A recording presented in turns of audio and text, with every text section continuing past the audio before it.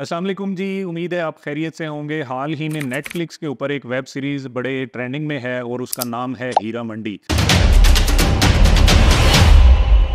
हीरा मंडी की अगर हम बात करते हैं तो ये जो वेब सीरीज़ है इसके अगर हम इसको दो पार्ट्स में डिवाइड करते हैं, एक इसका जो प्रोडक्शन वाला पार्ट है और दूसरा इसका स्टोरी वाला पार्ट है। हम पहले आते हैं प्रोडक्शन वाले पार्ट की तरफ। प्रोडक्शन वाले पार्ट के ऊपर पाकिस्तानी अवाम उसको लेकर काफ़ी ज़्यादा ट्रोल भी कर रही है और उसके ऊपर बहुत ज़्यादा तनकीद की जा रही है। उसके अंदर वेब सीरीज़ के जो मुख्तलिफ सीन्स हैं उसको उठा करके लोग पॉइंट आउट कर रहे हैं कि देखिए जी इसके अंदर ये फ्लॉ है, ये गलती है, ऐसे है। और इसी तरीके से जो पाकिस्तान के मेन स्ट्रीम के जो कॉलम नवीस हैं वो भी अपने आर्टिकल्स के अंदर उन गलतियों की निशानदेही कर रहे हैं और वो जो गलतियां हैं वो दुरुस्त तौर पे उनकी निशानदेही कर रहे हैं। किसी जगह पे वो बता रहे हैं कि जहाँ पे जो फिल्म का मरकजी किरदार है वो लाइब्रेरी के अंदर जाता है तो लाइब्रेरी बड़ी ज़बरदस्त आलीशान दिखाई हुई है, लेकिन उसके अंदर उमैरा अहमद का नावल पड़ा हुआ नज़र आ जाता है। तो अब बात तो हो रही है कोई 1920 के टाइम की और उमैरा अहमद ने शायद नावल लिखना शुरू किए हैं अभी 10-20 साल पहले। और इसी तरीके से वो बताते हैं कि जी हीरा मंडी जो मौजूदा हीरा मंडी है, अगर वहाँ से जो है आप उसका एरियल व्यू लेते हैं तो आपको बादशाही मस्जिद का जो टॉम्ब है वो लाजमी नजर आता है, लेकिन उसके अंदर इस तरह का कहीं भी वो शो नहीं हो रहा। और इसी तरीके से कुछ लोग ये कहते हैं कि जी इसकी जो प्रोडक्शन है और इसमें जो ड्रेसेस दिखाए गए हैं ऐसा लगता है कि जैसे किसी फैशन डिजाइनर का एक फोटो शूट रखा गया है और इससे ज्यादा कुछ भी नहीं है। लेकिन ये जो सारे तबसरे हो रहे हैं मैं फाइंड आउट नहीं कर सका कोई इसमें जेन्युइन तबसरा कि इसकी जो स्टोरी है और इसकी जो हिस्ट्री जो इसमें बयान की गई है उसके हवाले से भी किसी ने कोई इसके ऊपर तज्जिया किया हो, इसके हवाले से भी किसी ने कोई रिसर्च इसके ऊपर निकाली हो। क्योंकि इस वेब सीरीज के अंदर दिखाया गया है कि किस तरीके से जो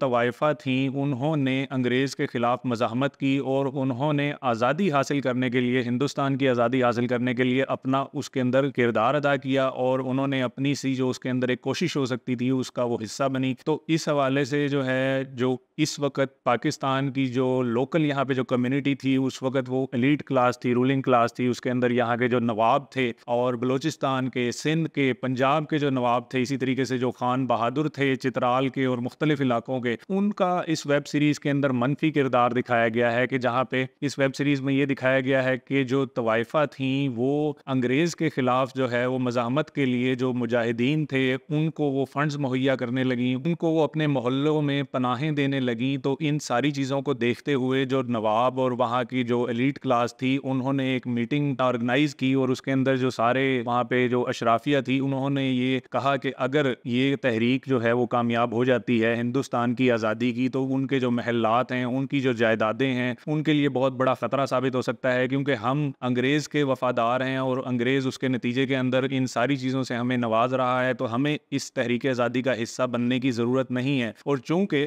उसके अंदर दिखाया गया है कि अंग्रेज़ जो है वो ये फाइंड आउट कर चुका था कि ये जो तवाइफ़ें हैं ये बहुत ज़्यादा अमीर हैं और ये अपनी उस अमारत को इस्तेमाल कर रही हैं मुजाहिदीन की सपोर्ट के लिए, तो उन तवाइफ़ों को चूँकि जो सबसे ज़्यादा फंड्स मुहैया होते थे वो उसी रूलिंग और एलीट क्लास से, उन्हीं लोगों से मुहैया होते थे। तो उन लोगों ने ये फैसला किया कि हम इनका बाइकाट करेंगे और इनके साथ हम किसी किस्म का कोई ताल्लुक नहीं रखेंगे। तो ये बुनियादी तौर पे कुछ स्टोरी लाइंस हैं जो इस वेब सीरीज़ की हैं और हम डिस्कस कर रहे हैं। उसमें कुछ और भी किरदार हैं और मुतवाज़ी तौर पे कुछ स्टोरीज़ और भी चल रही होती हैं जो वहाँ की एक बड़ी ही लोकल सतह की जो स्टोरीज़ होती हैं। लेकिन साथ में जो है ये एक आज़ादी के पस मंज़र के अंदर बनाई गई एक वेब सीरीज़ है और जो संजय लीला भंसाली हैं उन्होंने इसके अंदर बड़ा ज़बरदस्त उन्होंने रिसर्च की है और एक ऐसे मौजू को उन्होंने छेड़ा है कि बहुत सारी जिसकी जहतें निकलती हैं और जिसका अहाता करना शायद 8 किस्तों में मुश्किल था, लेकिन उन्होंने अपनी सी कोशिश की है। और इसकी प्रोडक्शन के ऊपर उनकी काफ़ी तनकीद हो रही है, लेकिन उनकी जो कहानी है उसके हवाले से कोई बातचीत नहीं हो रही, क्योंकि शायद हमारी जो हिस्ट्री के हवाले से जो अंडरस्टैंडिंग है या जो हिस्ट्री के हवाले से हमारी जो जांच और परख है वो बहुत महदूद है। वो शायद मुगालता पाकिस्तान और कुछ महदूद राइटर्स के ज़रिए से ही बनी है। अच्छा, जो इस मूवी का जो मरकज़ी एक क्लास है जिसको तवाइफ कहा जाता है, उसकी अगर हम हिस्ट्री देखते हैं तो हमें नज़र ये आता है कि इसकी सबसे पहली जो पहचान वो की गई अकबर के दौर में। हिंदुस्तान के जो सबसे बड़े बादशाह शहनशाह जलालुद्दीन अकबर थे, उन्होंने सबसे पहले इनको रिकॉग्नाइज़ किया और अपने आईन अकबरी में जो उनकी इंतज़ामी दस्तावेज़ थी सल्तनत के अमूर चलाने के लिए, उसमें इनको रिस्पेक्टफुल वे के अंदर उन्होंने मेंशन किया और इनके जो फ़न है और इनका जो पेशा है उसको उन्होंने एक्सेप्ट किया और रिकॉग्नाइज़ किया। और ये शहनशाह अकबर ही थे जिन्होंने इनके फ़न से मुतासिर होकर इनको कंचनी का नाम दिया कि इनको कंचनी कह के पुकारा जाए। कंचनी बुनियादी तौर पे एक ऐसा फूल होता है जो गोल्ड प्लेटेड होता है, या ऐसे फूल जिसको आप सोने के पानी में से निकालें तो वो जर्द रंग इख्तियार कर ले, उसको कंचनी कहा जाता है। तो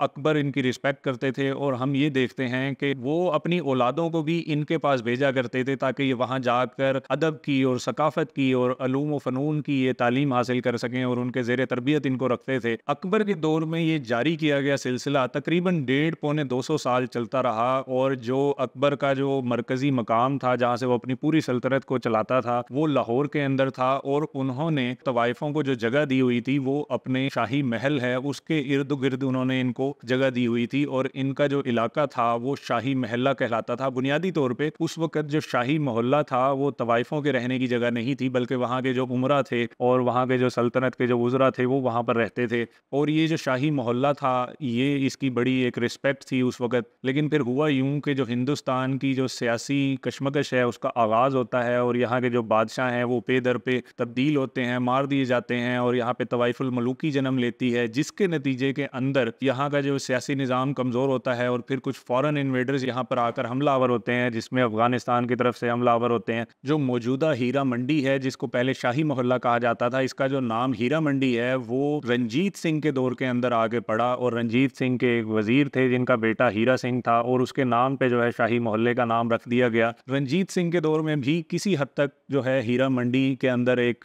सकाफत और फ़नून के हवाले से और अदब के हवाले से वहाँ पे काम होता था, लेकिन बहुत ज़्यादा उसकी शक्ल मस्क हो चुकी थी जो एक अकबर के दौर में थी, या उसके बाद जो मुग़ल जो रूलर्स आए उनके दौर के अंदर हमें नज़र आती है। और फिर हुआ ये कि जब अंग्रेज़ हमला आवर होता है, अंग्रेज़ ने जब हमला किया तो उसके बाद तो फिर इसकी जो रही सही शक्ल है वो भी बिल्कुल ही ख़त्म हो गई, क्योंकि जब अंग्रेज़ के साथ 1857 की जंग आज़ादी होती है और उसमें यहाँ पे जो मुजाहिदीन है उसके खिलाफ लड़ते हैं, तो उसके नतीजे के अंदर अंग्रेज़ का जो जासूसी नेटवर्क होता है वो ये फाइंड आउट करता है कि जो मुजाहिदीन हैं उनकी जो फंडिंग है और उनकी जो पनागाहें हैं वो हीरा मंडी के अंदर भी पाई जाती हैं। तो उसकी बिना पर अंग्रेज़ ने काफ़ी ज़्यादा इन पर क्रैक डाउन किया। अंग्रेज़ ने फिर इनके लिए लाइसेंसेस भी रखे, और उन सारी चीज़ों को लेकर के फिर इनकी जो रही सही कसर थी और इनके जो फ़नून थे, सकाफ़त थे और अदब था, वो सारे का सारा ख़त्म हो गया। और फिर ये जो है प्रोस्टिट्यूशंस की तरफ चला गया, ये मोहल्ला, ये इलाका हीरा मंडी, और फिर ये अपना बदनाम ज़माना एक अपना वजूद लिए लेके खड़ा हुआ। और वहाँ पर उस वक़्त सकाफ़त के हवाले से और फ़नून के हवाले से जो